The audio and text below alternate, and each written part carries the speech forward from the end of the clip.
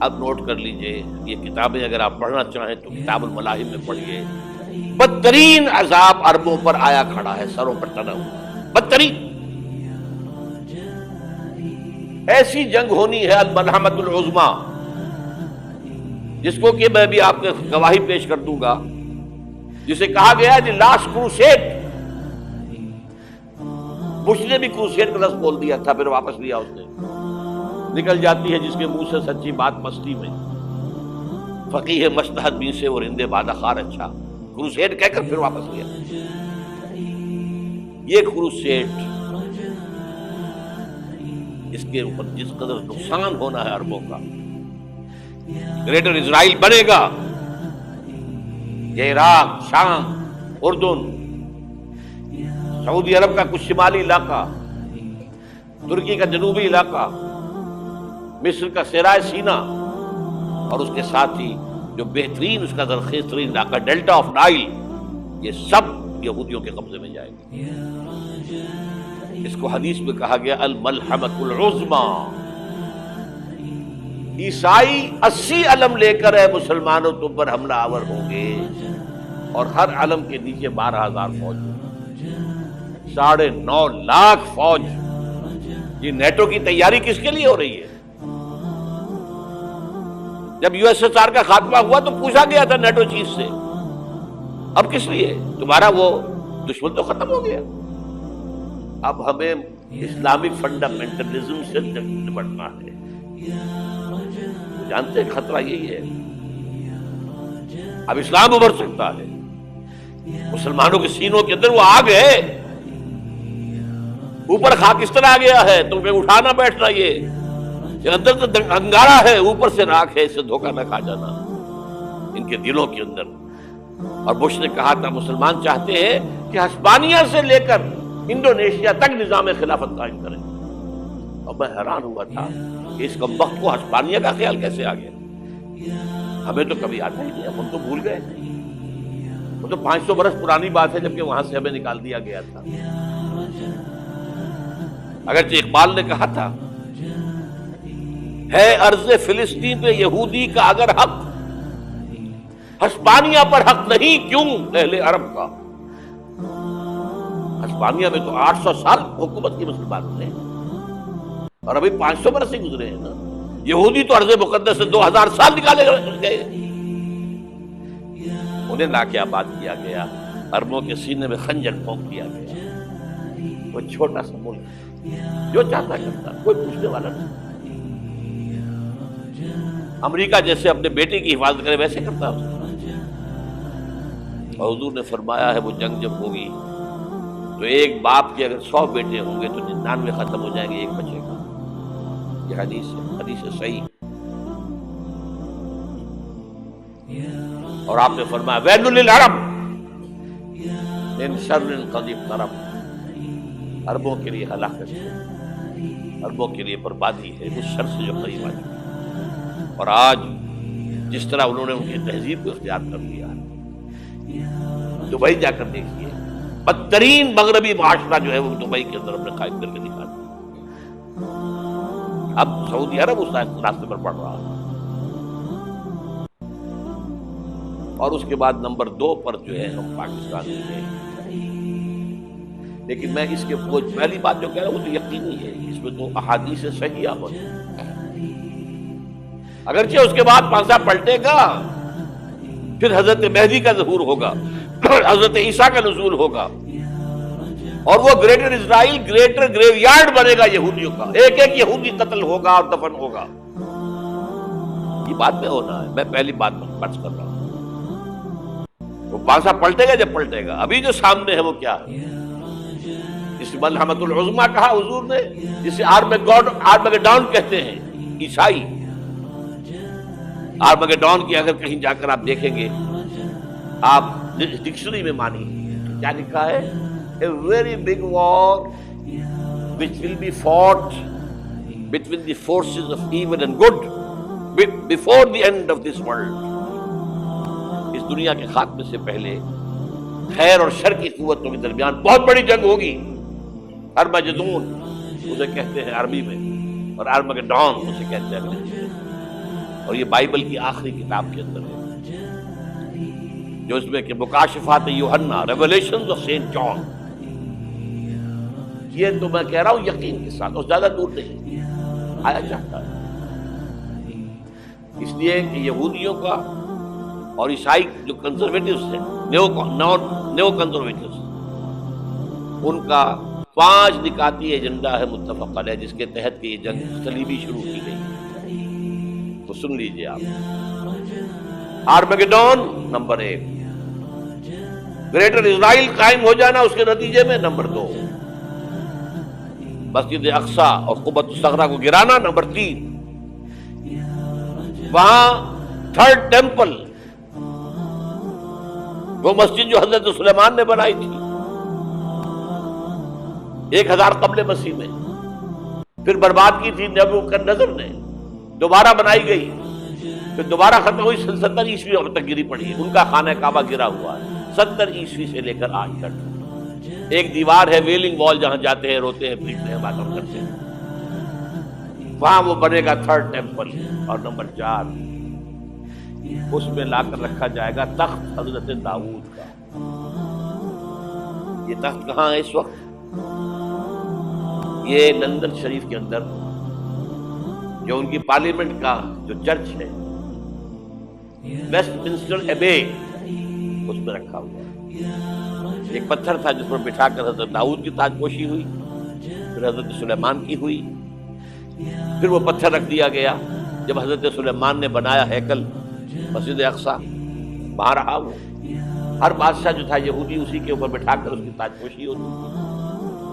سن 70 میں ٹائٹس نے گرایا اسے ہیکل کو، وہ پتھر لے گیا، وہاں سے روم گیا، روم سے آئرلینڈ گیا، آئرلینڈ سے اسکاٹ لینڈ آیا، اسکاٹ لینڈ سے انگلینڈ آیا، اور اب وہ رکھا ہوا ہے 14ویں صدی عیسوی سے آج تک. وہ ویسٹ منسٹر ایبے میں رکھا ہوا، ایک کرسی کی سیٹ میں اسے بنا دیا گیا ہے تخت کی شکل. اب انگریزوں میں کوئی ملکہ ہو، کوئی بادشاہ ہو جس کی بھی تاج پوشی ہونی ہے، اس میں ہو. یہ لا کر رکھا جائے گا 3rd ٹیمپل. اور اس پر یہودیوں کے خیال کے مطابق ان کا مسیحا آئے گا جو مسیح دجال ہوگا. عیسائیوں کے خیال کے مطابق حضرت عیسیٰ آئیں گے، وہ ہمارا بھی خیال ہے حضرت عیسیٰ آئیں گے علیہ السلام. ہمارا یہ تو بعد کی بات ہے نا. اس وقت جو میں عرض کر رہا ہوں عربوں پر بہت بڑا عذاب، اور پاکستان کا معاملہ البتہ یہ ہے، میں یقین سے نہیں کہہ سکتا. ہینگنگ ان دی بیلنس، ہو سکتا ہے اللہ تعالیٰ ہم پر رحم فرمائے، ہو سکتا ہے، اگرچہ اس کی کچھ شرائط ہو. چمن کے مالک اگر بنا لیں موافق اپنا شعار، اب بھی چمن میں آ سکتی ہے پلٹ کر چمن سے روٹھی بہار. اب ہو سکتا ہے. اور یہ بھی ہو سکتا ہے کہ اللہ تعالیٰ نے معجزانہ طور پر ہمیں ملک دیا، ہم نے اللہ سے بدعہدی کی، وعدہ خلافی کی، غداری کی، لہذا سزا دی جائے اور ہم سے یہ ملک چھین لیا جائے. It's just possible. دور نہ سمجھے، انہونی بات نہ سمجھے.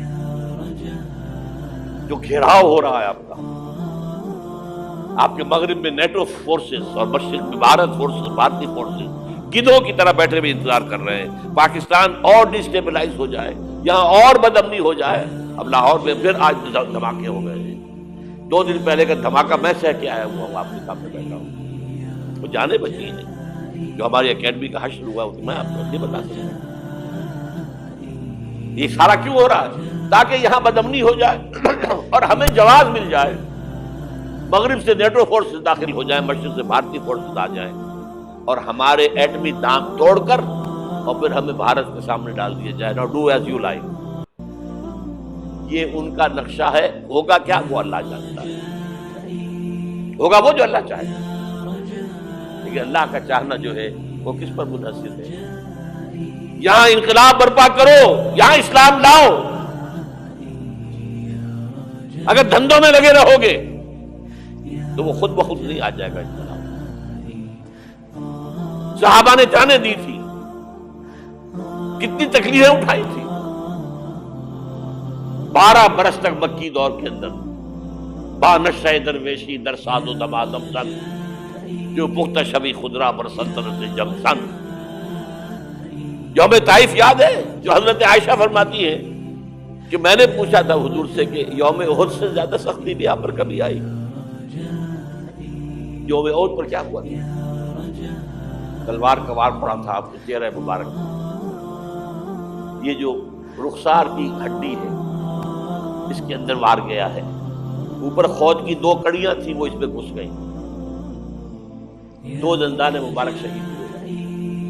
وہ خود کی کڑیاں ایک صحابی نے اپنے دانتوں سے پکڑ کے کھینچنے کی کوشش کی، دانت نکل گئے، وہ نہیں نکلے، کیا جتن کر کے نکالی گئی ہوگی تو خون کا فوارہ آیا، اتنا خون گیا ہے کہ آپ بے ہوش ہو گئے، گر گئے، اور مشہور یہ ہو گیا کہ آپ کا انتقال ہو گیا، شہادت ہو گئی۔